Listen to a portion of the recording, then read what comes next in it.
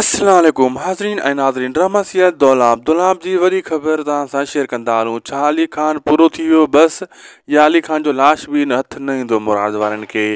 आख़िरकार अली खान जी मोटरसाइकिल त मिली वई, अली खान खे केरु खणी वियो? सॼी अपडेट्स ॾींदासीं हिन नंढड़े वीडियो में। हिनखे आख़िर ताईं ॾिसंदा ऐं थी सघे दोस्तो हिनखे लाइक, असांजे हिन यूट्यूब चैनल उदासी टीवी खे सब्सक्राइब, शेयर, लिंक ज़रूरु कंदा। वॾियूं महिरबानियूं। हलूं था अॼु जी पूरी अपडेट्स जी तरफ़। दोस्तो मां तव्हांखे ॿुधाईंदो हलां त उतां तव्हां ॾिठो त मोटरसाइकिल उन जी बीठी, कुझु माण्हुनि ॾिठो उहे वञी चयूं पीरल खे तव्हांजी मोटरसाइकिल बीठी, लेकिन तव्हां मूं उते कोई न हुयो। इन जो मक़सदु आहे त उते अली खान हुननि खे नज़र न आयो। अली खान बाक़ी केॾांहुं वियो दोस्तो? मुराद वारा बि वेंदा पीरल वारा, उते मोटरसाइकिल त उन्हनि खे मिलंदी, अली खान न हूंदो। अली खान खे दोस्तो उतो ज़ख़्मी हूंदो आहे, कुझु माण्हू उतां खणी वेंदा आहिनि। अली खान उते मुराद वारनि खे हथु नाहे ईंदो ऐं उते वरी जेको आहे उहो उन खे खणी वेंदा आहिनि हिकु पासे। उहा वरी घणो कर दोस्तो या त अली खान जा दोस्त निकिरंदा जेका खणी वेंदा, या शहदाई मंसूर खान जा निकिरंदा जेका इन खणी वेंदा आहिनि ज़ख़्मी खे।